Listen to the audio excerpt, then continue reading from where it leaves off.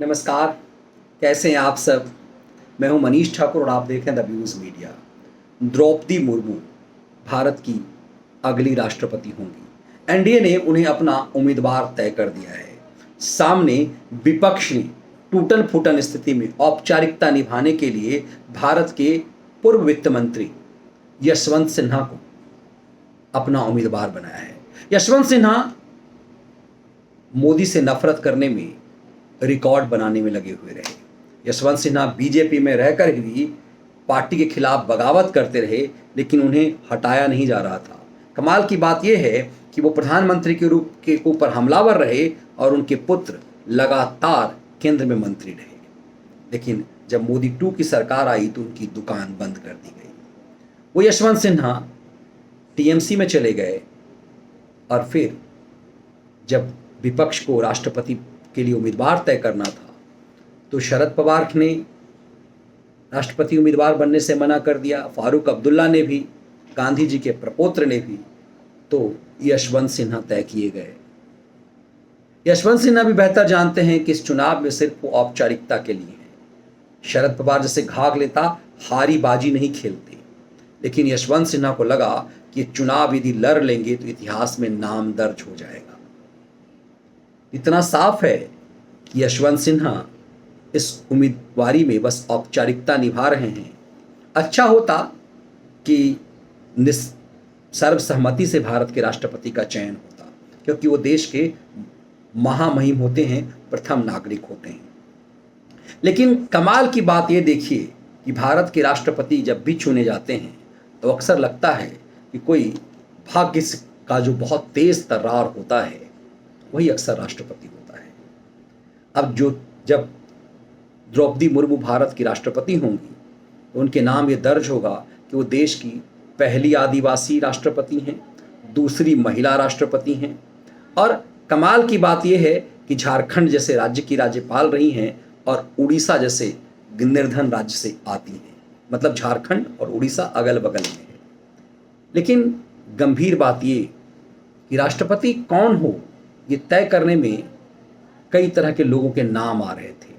और आखिर समय में जब बीजेपी अध्यक्ष और गृह मंत्री अमित शाह भारत के उपराष्ट्रपति वेंकैया नायडू के सरकारी निवास पहुंचे तो मीडिया में खबर ये लगी कि पारंपरिक रूप से डिप्टी प्रेसिडेंट ही प्रेसिडेंट होंगे और वेंकैया नायडू तो निश्चित रूप से पार्टी के वरिष्ठतम नेता हैं, काबिल हैं, तेज तर्रार हैं, प्रेजेंस ऑफ माइंड भी में माहिर हैं।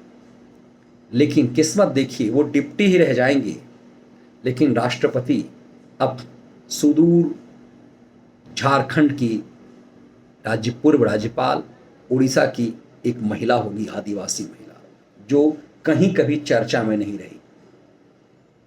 ऐसा नहीं कि ये सब पहली बार हुआ है। इससे पहले भी रामनाथ कोविंद जब राष्ट्रपति चुने गए तो ऐसा लगा उनके प्रोफाइल को बढ़ाने मात्र के लिए उन्हें बिहार का राज्यपाल बनाया गया था।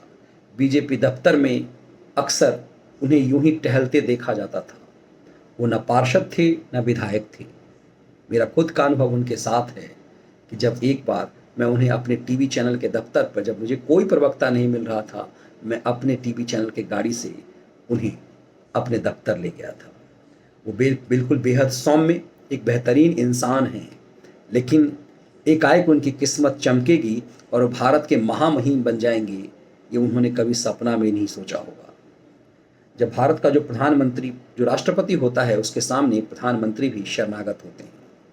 मतलब भारत का राष्ट्रध्वज और भारत का राष्ट्रपति समान हैसियत रखता है। इसे भाग्य कहते हैं। और भारत के राष्ट्रपति अब तक ज़्यादातर भाग्य की रेस में सबसे तेज दौड़ने वाला ही चयनित होता रहा है। एक आध अब अफवाद को छोड़ करके जो चर्चा में ना रहा वो राष्ट्रपति रहा। कुछ तो ऐसे रहे जिनने प्रधानमंत्री के लिए यहाँ तक कह दिया था कि यदि प्रधानमंत्री मुझे घर में झाड़ू लगाने के लिए कहेंगे तो मैं वो भी करूँगा। इसे वक्त की ताकत कहते हैं। और उस हर गुमान को पालने वालों के लिए, कि जो ये गुमान पालते हैं कि वही काबिल हैं, वही बड़े हैं, उनके सामने जो फलाना है वो तो कल बहुत छोटा था, भारत में राष्ट्रपति चुना जाने वाला, भारत का प्रथम नागरिक बनने वाला अक्सर यह संदेश देता है कि गुमान बड़े होने का और काबिल होने का कभी ना पालो। बड़ा सिर्फ वक्त होता है, इंसान नहीं। और हर किसी को अवसर की तलाश होती है। अवसर किसे मिला, कौन अपनी योग्यता साबित कर पाया, भाग्य किसके साथ खड़ा हुआ, कर्म के साथ भाग्य का भी उदय होना जरूरी होता है। एक बार फिर भारत की राष्ट्रपति के रूप में चयन होने वाली द्रौपदी मुर्मू बताती हैं, अवसर मिलना भी महत्वपूर्ण होता है। भारत की भावी राष्ट्रपति को ढेर सारी शुभकामनाएं। बहुत बहुत धन्यवाद।